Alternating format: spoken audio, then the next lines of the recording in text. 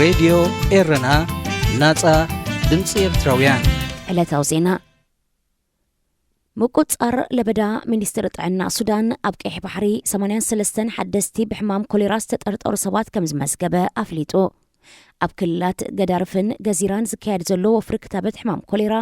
ካብ ዓለማዊ ምክልኻል ሕማም ኮሌራ 2.2 ሚልዮን መጠን ክታበት ድሕሪ መቐባሉ ኣብ ዝሓለፈ ወርሒ ሕዳር ከም ዝወድኦ ኣፍሊጡ ኣብ ከባቢ ቀይሕ ባሕሪ ብኮሌራ ዝተረኽቡ ሰባት ካብ ፈለማ ወርሒ ጠቀምቲ ክሳብ 12 ታሕሳስ 1702 ሰባት ክበጽሑ ከለው 63 ድማ ከም ዝሞቱ ተረጋጊጹ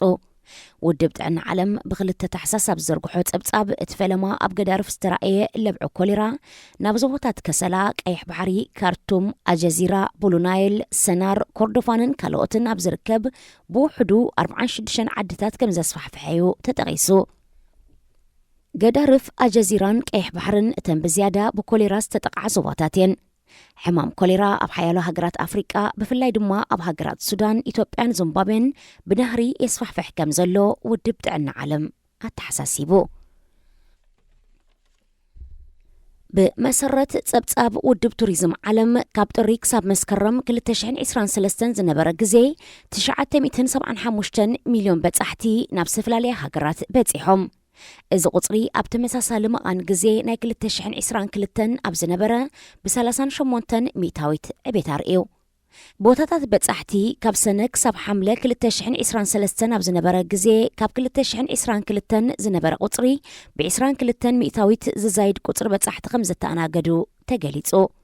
እዚ ድማ ካብ ቅድሚ ኮቪድ ዝነበረ ቁጽሪ በጻሕቲ ብ91 ሚእታዊት ሕዌት ከም ዝረኣየ የመልክት ካብ ጥሪ ክሳብ መስከረም 2023 ዝተራእየ ምዕባለታት ድማ 87 ሚእታዊት በጺሕሎ ከምዚ እንተቐጺሉ ኣብ ምዝዛም ናይዚ ዓመት ምስ ቅድሚ ለበዳ ኮቪድ-19 ብምንጽጻር ቱሪዝም ብ9 ሚእታዊት ናብ ዝነበሮ ክምለስ ትጽቢታት ይግበር ከምኡ እንተኾይኑ ድማ ኣታዊታት ዓለም ለኻዊ ቱሪዝም ኣብ 2023 $1.4 ትሪልዮን ክበጽሑ ብፍላይ ድማ ኣብ ማእከላይ ምብራቕ ክሳብ መስከረም 2023